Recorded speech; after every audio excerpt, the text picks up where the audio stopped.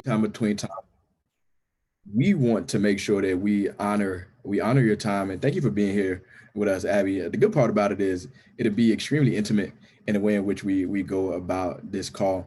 So this is Surviving and Thriving. If you haven't already added this to your schedule, please feel free to do so. We want to ensure that we're keeping track of who comes to these sessions, just so we have that data on our side. My name is David L. Jackson.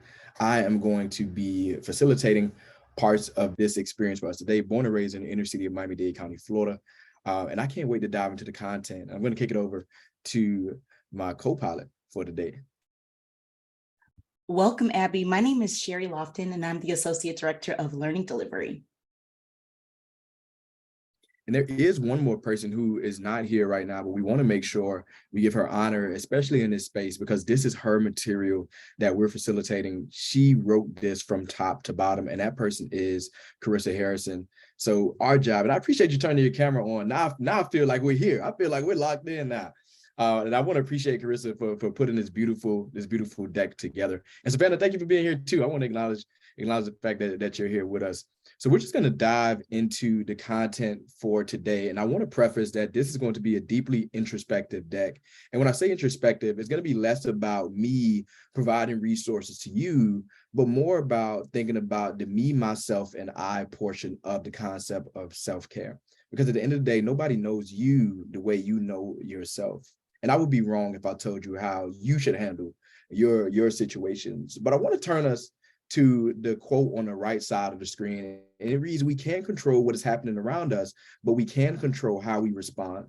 And that's what the conversation that we're going to have today is going to be deeply ingrained in. It's going to be deeply ingrained in this idea of, well, if I can't control it, then what do I do? How do I show up? How do I make sure that I'm taking care of myself in the midst of what could be deemed as chaos? And this is going to happen in four phases. The first one is going to be an inclusion activity. That way we can bring ourselves to the same playing field in terms of what we're talking about today.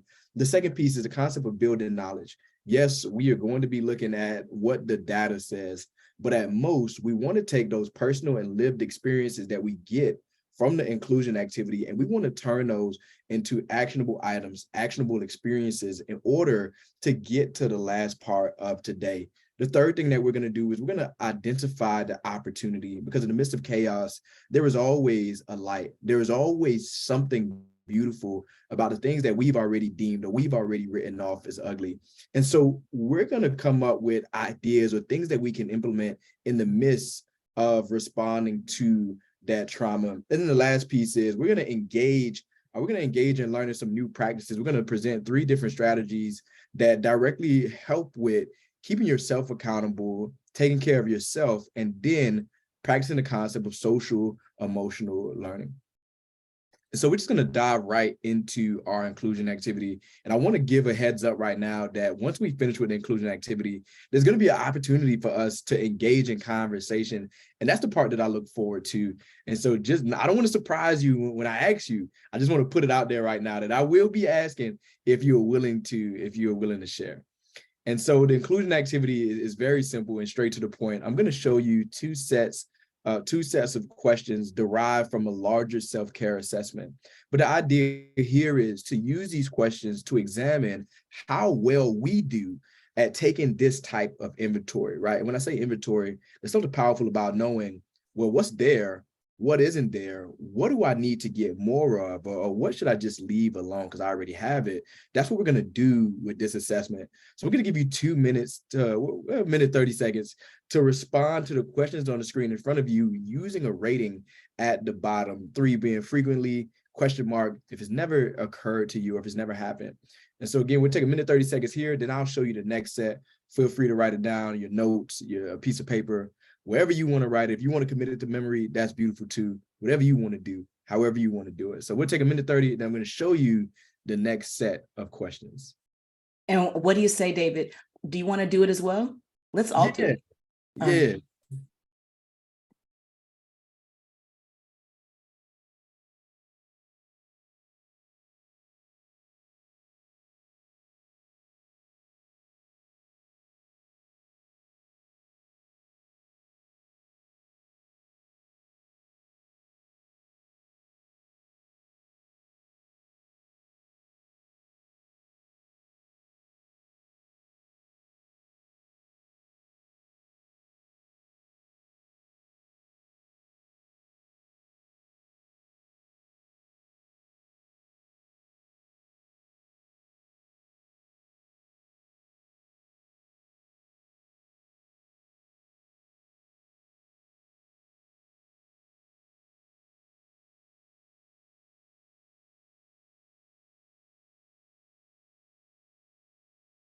All right, I'm going to move us to the next set of questions. That was a great idea, Sherry, doing this.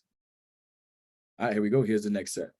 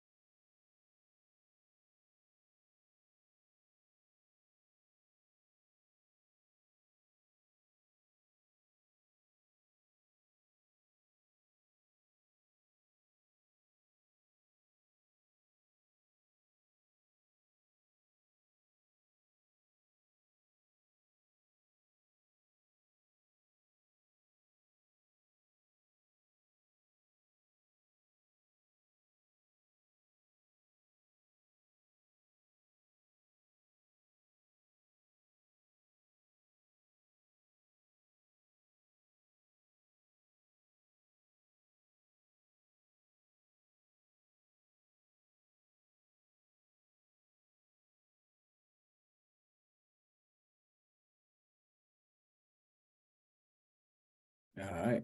It is. That is a minute and 30. Doing these always like a wake-up call for me. I'm looking at this like, oh man, I thought I was doing good at self-care, but now I'm like, am I really? So what I want to do right now is I want to open the floor. And this is a general question, right? We're not going to get super, super deep here with the line of questioning, but we're just going to do general thoughts and reactions. Like, what is going through your mind as you're taking the self-care assessment? What are you thinking to yourself? And then we'll just talk through that, and we'll move to the next piece. I think that, so I am with Tucson Unified School District. This is actually my first school year. Originally, I came from an Illinois school district where I was a fifth grade teacher for 6 years and then a math interventionist. And during that time, especially in my last year, I was a math interventionist and I was also my district's remote learning coordinator. So if students had to go remote because of COVID, I essentially gathered supplies, communicated with families and all of that.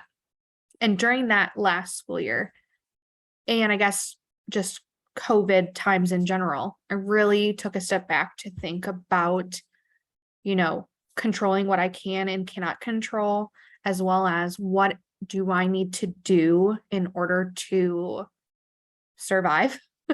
And so a lot of those items on the assessment, like I felt like, yeah, like I've been really, really good at. And then I took into consideration though, okay, well now I'm in a new position. Am I taking those practices that I set forward in my last position? Am I bringing that to this new one? And for the most part, I was, which was really great. But some, like having a peer support group, like I've finally in the last like month or so really have found that. And it's difficult, obviously, going into a new position in a new state, where if I had gone somewhere where I was from, it might not have been as hard because I'd still be around people. So that, I think, I noticed that I am still keeping what I was doing into consideration. I love that, and you're highlighting so many things that are going to show up in this deck. But first, I want to thank you for pouring that into the conversation. And two, I want to bring out a couple of things that you said inside of your response and use them as kind of thread for what we're getting ready to do in this next part. Now, I love the concept of need, right? And that's the equity piece that exists inside of the self-care work, right? Because typically when we think about self-care, right, there's an umbrella, so many different items of things that we can engage in to take care of ourselves. But the bottom line is, well, how many of these things are actually things that I need to ensure that I am thriving in the space that I'm in? And the second thing I want to do is I want to highlight your level of self-awareness as it directly relates to what you were doing in your former position to take care of yourself, and how now you have to figure out, here's the equity piece again, well, what do I need now? Because that need shifts. And that's what we're going to be locked into today. Anybody else want to jump in? I was just going to say, when we got to page 2, I'm sort of like Abby, that page 1, I'm like, okay, I'm doing these things. But when we got to page 2, I'm like, sometimes I do have days where there's too much, and am I being more intentional about balancing it? And then I really thought about that peer community that Abby said. And then something else Abby said that made me think about when we go to a new role. And it can also be if our role changes dramatically, like if a lot of new people come, like you have to do more work to get everybody on the same page. And so they have this drawing where it's like, here's a line right here. And they talk about like, when you grow in competence of your role, things start getting easier. But then like when you go to a new role, like all of a sudden you're in the burnout phase, because now your ability to perform is lower than the threshold. And so now you're burning out, trying to keep up, trying to prove yourself and all those things. But then once you grow and you create your peer community and do those self-care things, then you come into a space where it's kind of like the coasting phase above here, where your ability to perform your role and the supports you've set up is stronger than what's required of the role. And so you feel more comfortable. So I thought that was always kind of interesting, like the burnout versus coasting phase.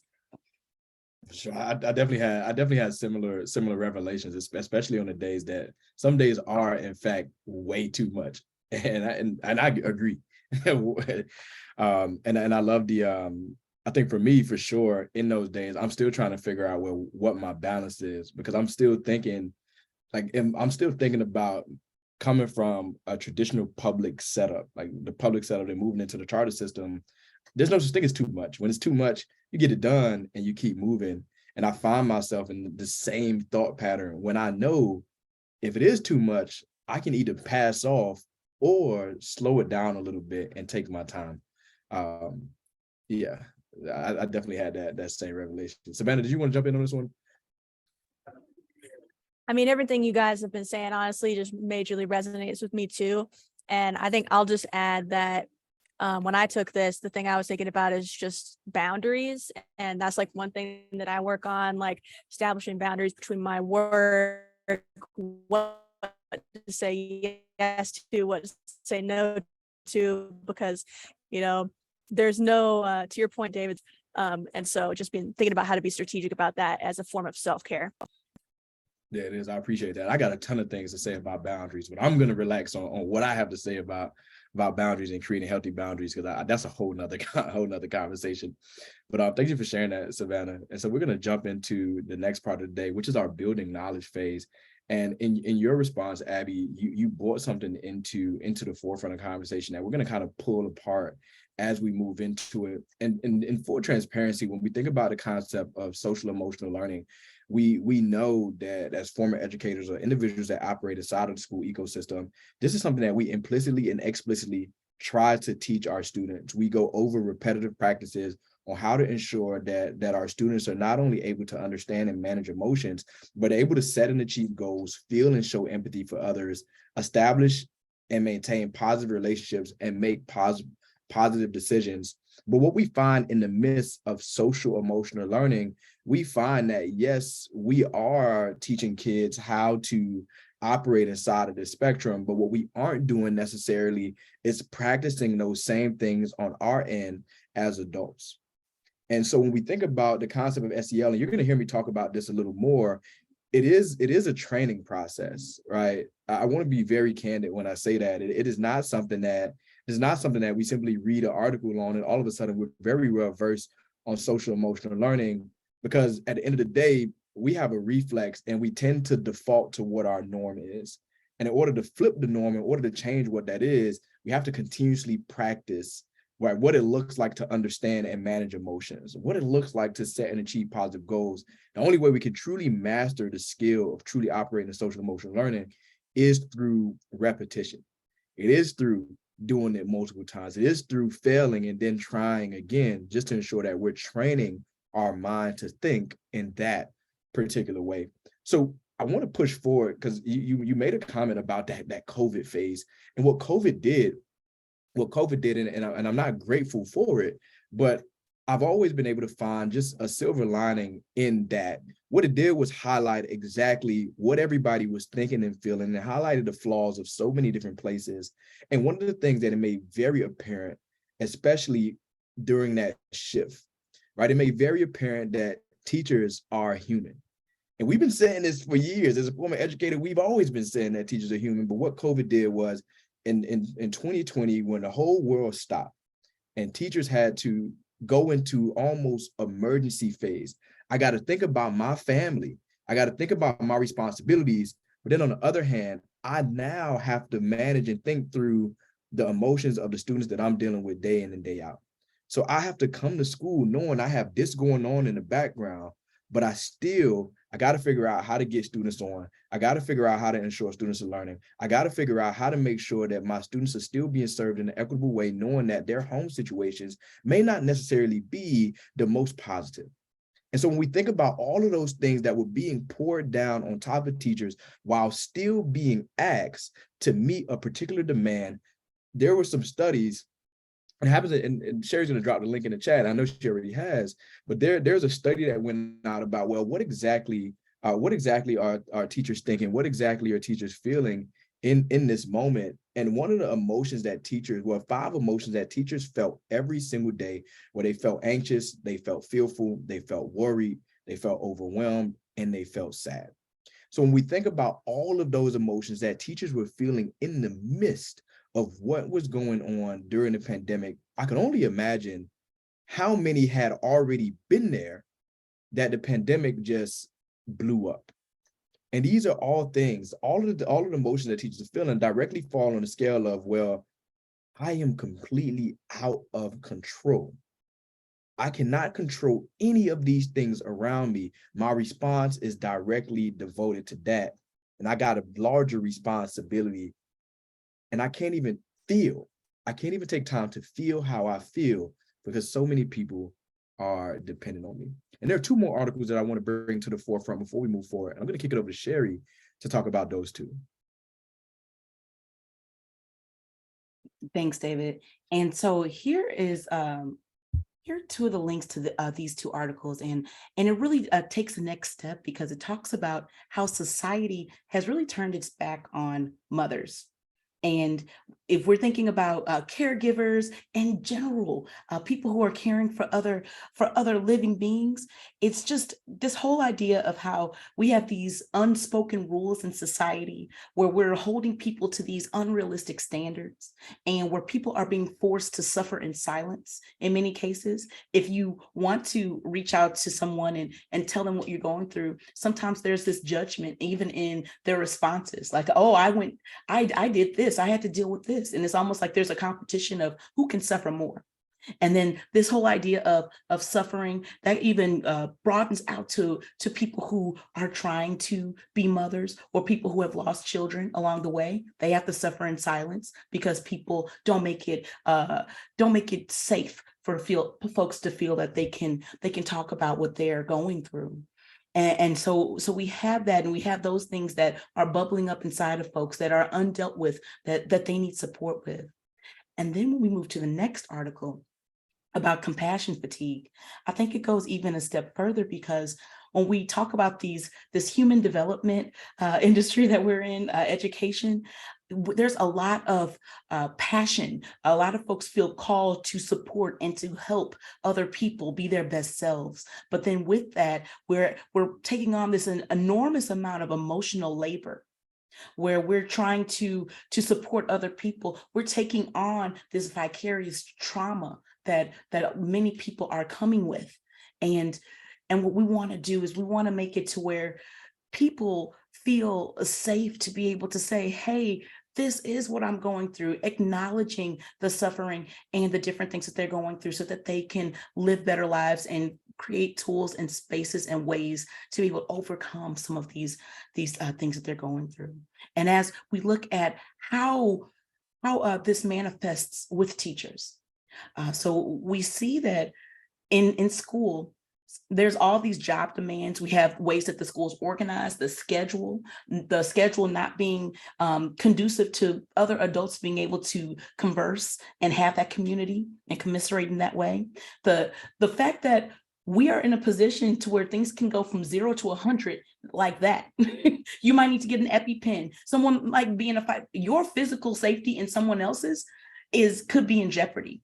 And the fact that we take on that, in loco parentis, when we're in school and we're in care of all these other folks' children, that's an enormous amount of pressure to think about what could happen. And all of that takes its toll on us. And when we want to do these things and we don't have the resources, that creates that sense of frustration because we want things to happen and they're not. So that's one thing to think of. But as we look at all of those things, we just want to know, tell us, how are we doing? Do you, when we're talking about this idea of adult social emotional learning, give us a 1 in the chat if you're unclear on how the negative impacts of teacher stress and how social emotional competencies can support teacher well-being. Give us a 2 if you understand it, or give us a 3 if you're hitting the bullseye and you could explain this to someone, just so that we know how to proceed. Tell us how we're doing so far. Awesome.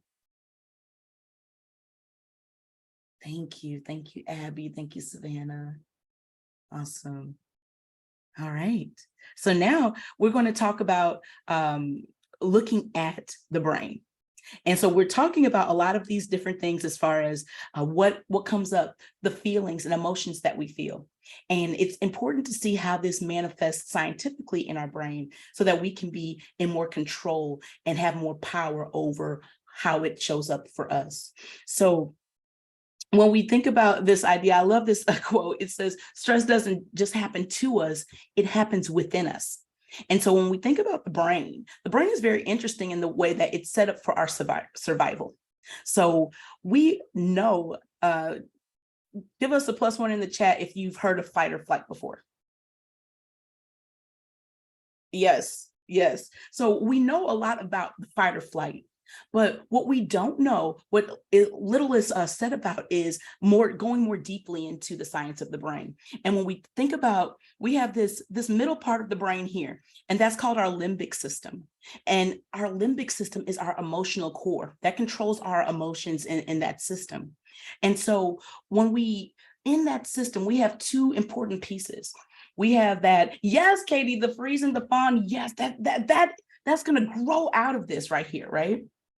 So we have this part, which is the amygdala, and the amygdala is like a siren. It is constantly on the lookout for threats, and it is looking to see, do we hate this? Is this going to give us pain? What is this? And when something does go off like that, the amygdala sets off a siren in the body and it shuts off the rest of the brain. So we have our prefrontal cortex, the things up here, prefrontal cortex, neocortex, that's our reasoning part of our brain. Well, our emotional part, our limbic system, is able to take control of that. Because guess what? If there's a threat, those milliseconds, we don't have time to think and reason about this. We need to act. And those milliseconds might save us. So just knowing that our limbic system will actually shut off our reasoning system just so that we can act is huge in when we're thinking about how we're responding to things in life. And then let's take it a step further and look at that hippocampus. So inside that same emotional limbic system, we have that hippocampus that stores our learning and our memory. And what's interesting is we need that because let's say it's something that's a threat, that's going to hurt us. We need to have the memory to know that we do not like this. This is an aversion, get it away from me. If you're allergic to something or anything like that, and you store that in your memory. So we need that memory. Also, it works because if there's something that really works for us or we really like, we remember that more deeply. I remember one of my uncle's 5 wives who was really kind to me. I know that I like her. Right. I may not remember everything, but I know that because it's stored, that learning is stored in the hippocampus. But what's even more interesting is that many of our emotions were formed before we had language to talk. When we were in formation and when we were babies, we're dealing with the chaos and the bewilderment of having experiences that we don't even know how to form. So guess what? As adults, when something happens or some type of stimulus happens and we feel a certain way, but we don't even have the language. We could be PhDs and master's degrees, but we don't even have the language to express or name what we're feeling in that moment. And that's where it becomes really, really interesting, in just making sure that we know how our brain is working so that we can understand what's happening in our brain. We call that, when the limbic system takes over and shuts down that reasoning center, we call that an emotional hijacking. So we want to know when we're approaching an emotional hijacking and when other people are approaching it. Because we know if we have that emotional hijacking, we know we're not going to be able to reason through this. We're going to talk about some tools in a second that help us to bring ourselves back and have more control. But then also, for the next person, if we see them starting to approach that emotional hijacking, we know that we can't reason with someone who, when their brain is literally being turned off. So now we can find ways to sort of finagle that and the nuances involved with how we can take more control. So one thing that we say when we move on next is this whole idea about fear. And so David's going to really walk us through something beautiful when it comes to this idea of fear and what we can do. There it is. And I appreciate that. I appreciate that, Sherry. And even in the way in which you explained the breakdown of the brain, what I'm immediately thinking about is the self-awareness that has to take place to know when an emotional hijacking is taking place, or the self-awareness that takes place to know, hey, I'm having a response to a particular thing in a particular way so that I can control how it happens. And I want to go back to something that I said in the beginning of the presentation. This is all work that takes place similar to the way muscles grow in the gym. It's repetition. And the more I work the muscle, the more I train the muscle, the more the endurance changes. And then on the back end, if I want to get really deep in it, if I want to get strong, then I'm going to progressively overload. Every time I go to the gym, I'm going to add 5 pounds this week. Next week, I'll add 7. The week after, I add 10. And that same exact concept of progressive overload works with thinking through our mental fortitude, right? How do we create opportunities for ourselves? And that just has to do with repetition. So I want to talk through the concept of fear really quickly, because that falls into this space of not being able to control the things that are going on in front of you and around you. I was sitting in church, and I shared this in the last session, and the pastor made something up on the fly, and he said that faith and fear both have the exact same definition. And I remember when he said it, immediately my antenna stood up, because in my mind, I'm like, well, no, it doesn't. What are you talking about? But he said the concept of faith is complete trust or confidence that something is going to happen. And when you think about the idea of fear, it is the exact same definition, because you have complete trust or confidence in something negative, right? That a negative outcome is going to happen. And the reason that I'm fearful is because I cannot control, or I cannot alter the direction of where this experience may be going. So what we're going to move into, we're going to talk about some strategies that kind of put the idea of fear in check, being able to acknowledge the fear, know that it exists, or whatever falls under that binary, acknowledge it, and then move into a space where, because I've acknowledged it, here's the SEL piece, I can now manage the emotion of fear. I'm not saying get rid of it, but what I'm saying is manage it. Because if we keep moving our thoughts, feelings, and emotions into a corner, and we keep separating them from ourselves without necessarily acknowledging them, then we're going to grow resentment towards those pieces that we've directly isolated. And the idea here in the concept of social emotional learning is not to grow resentment towards the emotions that exist inside of us, but to figure out, well, how do we acknowledge and how do we work those emotions to best serve us? So the first one that we're going to talk about is the concept of breathing. And this is one of my favorite ones for several reasons. On a personal note, we've been practicing, myself and a couple of young men in Miami, we've been practicing yoga every morning before we get into the heart of our day, when we get into our workshop sessions. We've been going through guided meditation practices, and it's something so different because it is not something that we do on the regular. But I'm going to tell you a couple of reasons why breathing itself is just so powerful, especially in the midst of things that seem the most chaotic. One, when we think about, well, why? Well, why is breathing so powerful? The idea here is, well, I can control it. And there's power in being able to control at least one thing in the midst of the most things that are getting really out of hand.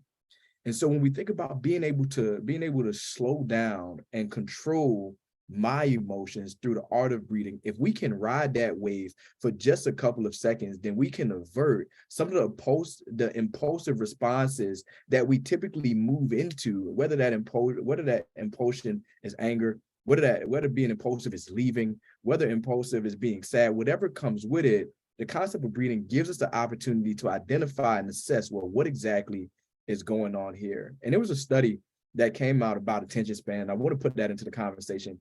They say that a goldfish right now in 2022 has a longer attention span than a human, or at most has a longer attention span than a child. That is crazy. But being able to sit down and really focus on breathing through, right? Breathing through and coming back to a particular place is the idea of mindfulness. So I want to move into strategy number 2. And I want to say that when we think about mindfulness, I always thought mindfulness was the ability to stay focused. But what mindfulness truly is the ability to acknowledge distraction. I'm acknowledging what is going on around me. And then I'm coming back to a focal point, which is why in guided meditation, they may say, acknowledge the room that you're in. And when I start to think about, well, where am I sitting? I can hear the door opening. I can hear the students fidgeting. I can hear things going on, but then I'm being brought back to the reason that I'm meditating in the first place. So when we go into the second mindfulness strategy that I want to present to you, the second mindfulness strategy is all about identifying what it is you feel. Assigning, right? I want to be clear about this, assigning an idea, giving yourself language, not allowing other people to say, hey, you look angry right now, or hey, you look sad, or I feel like you're upset. Not allowing anybody to set the parameters, to put you in a box, to give you a binary, but for you to think to yourself, well, how is it that I actually feel? And if you don't have the language to describe that, that's okay. Because the idea is identify the feeling, identify the emotion, and then think to yourself, well, what do I need in the midst of the way I'm feeling to manage and resolve my personal emotion? There have been so many situations, especially as a young boy, where I 1000% believed that I was something else because somebody told me, you look angry, or what I'm hearing is frustration from you. And no, I'm not frustrated, but because they told me that's what I was, that's what I tried to solve. And we know if we take the wrong supplement for the wrong reason, then we're never going to get the results that we deem necessary. And I want to kick it to Sherry. I see Sherry's on mute and I see the pensive face. So Sherry, talk to me. I think that's really interesting. And what you said resonated with me for a couple of reasons. One, I tend to have a more anxious temperament. And so what I did find is that only 36% of adults are able to accurately name an emotion when it's happening. And so doing a practice like this, where you're able to go through the day and take an emotional journal. I do it right on my iPhone. I just use my notes and I'll take the time and I say, what am I feeling? I'm feeling this. And maybe I put some notes around it of what I'm doing. And I kind of go through that throughout my day. And then going and being proactive and deciding, what am I going to do in advance? They have this saying, you don't have to get ready if you stay ready. So if you already have some things that you are ready to do when you're starting to feel that way, it again goes back to us getting that control. And when you were talking about this idea of a practice getting stronger, I know Goldman, he talks about how meditation helps to make that brain stronger, like that idea of, when your mind drifts off, bringing it back, that idea of it being a muscle that you've been talking about, David. And so I had really tried to do that because beforehand, I know how to breathe. I know these things work, but actually practicing it in my life, when the rubber meets the road, I'm like, that's silly. That's fluff. Like, that's cool for the people who like to do that, but I have to get this done. But when I really sat there and said, nope, let me do it. Let me practice this with my brain. Let me practice naming this feeling. All of a sudden, I'm able to shut down that emotional hijacking that's starting to creep up, and that reasoning part is starting to come over. So with all of our education, being able to do what we know is so much stronger sometimes than just knowing, right? So thank you for that, David. 1000%. Thank you, Sherry, for pouring that into the conversation. And the last strategy is another one of my favorite ones. And when I was a middle school teacher, one of our tenets in the classroom was sharing gratitude with not only one another, but gratitude with ourselves. And my students in particular, they would always ask Jack, why are we doing this? Why are we sharing gratitude? I'm tired of telling people what I want to give them gratitude for. But when I sat them down, I talked about the idea of positive energy combating negative energy. I talked about what it looked like to be able to sort through, right? To be able to find some sort of good. And again, there's that training piece, because if we train our mind to solely think negative, if we train our mind to be truly pessimistic all the time, then every single thing that we look at is always going to fall on the side of pessimism. But James Baldwin had a dope quote that talked about pessimism and optimism being two of the same coin. Like, you cannot have one without the other. So if we can find all of the negative things, if we can truly highlight, well, here are the things that are going wrong, then on the back end, we should be able to find things that are going right. So when I think about how does gratitude take place, or why is it important to me? How can I practice this? Gratitude can enhance empathy and reduce aggression. Gratitude can improve your sleep. For instance, practicing gratitude helps you sleep longer and a better quality of sleep. Gratitude can increase mental strength. And when I think about, well, what are the different ways gratitude can take place? It can be as simple as just highlighting something that you did on the positive side, something in the midst of chaos that you did or you handled really well, giving yourself that grace, right? Giving yourself that grace, that space to be, right? That's our job. We're human beings. Like, our job is to be, but we get so conflicted because people are telling us we should not be.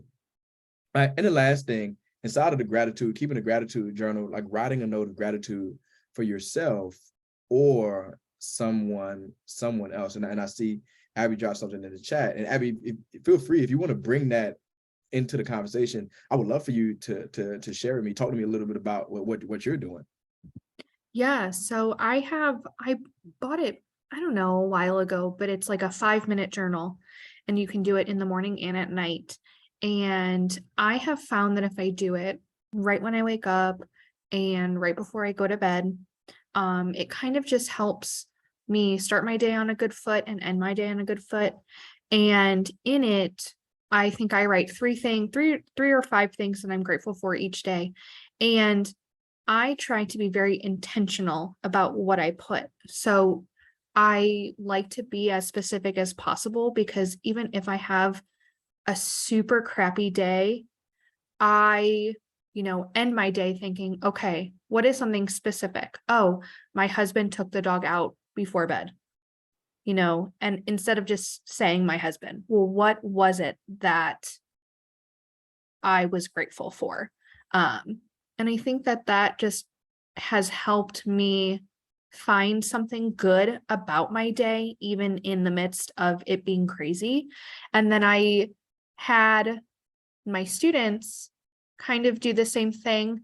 They had like one of those little like memo books, and while fifth graders, it's a little bit different, but I tried to teach them to try and figure out, things that they were intentionally, grateful for. A lot of them just put still my friends, my family, but there were some who started to kind of get that idea and say, like, I'm grateful for so-and-so for helping me with my project. So I love that. Thanks for sharing that, Abby. And I definitely echo the sentiments that Sherry is sharing in the chat. 1000%. I am guilty of waking up and either checking my email or getting on social media, and to swap that and change the way that I start my day or the way that I end my day is something that I think is deeply important. And I love and in the strategy of gratitude, the idea of being direct and concise about, well, what is it that I'm truly grateful about a particular thing? That's something heavy and powerful as well when it comes to taking care of myself. Because we're not saying let's not acknowledge the things that are going wrong. What we are saying is let's highlight the things that are going right with the same energy that we use to beat ourselves up when things go wrong. So I want to move into a call to action as our time comes to an end. And I want to say a little bit about the call to action. It says share at least 1 to 2 resources with my community or committing to implementing 1 SEL strategy this week. Like those are 2 beautiful call to actions. But inside of those things, again, I want to echo what was said earlier in the presentation. I'm going to keep coming back to repetition, because it's less about me being able to ensure that other people are taking care of themselves, similar to the self-care assessment we took in the beginning, but it's more about how am I holding myself accountable, especially because very often when you're so used to being in a position where you pour into everyone else around you, then cups are going to always be out waiting for you to fill them up. And people are never going to want to pour back into yours because we've never seen yours extended. So I'm not even sure if you want your cup filled, but I know that here's the norm, the default. The default is she's going to pour into me every single time, no matter what. I know I can count on her. Well, what am I doing to take care of myself? That's where that we want to move away from just simply surviving, because that sounds rough.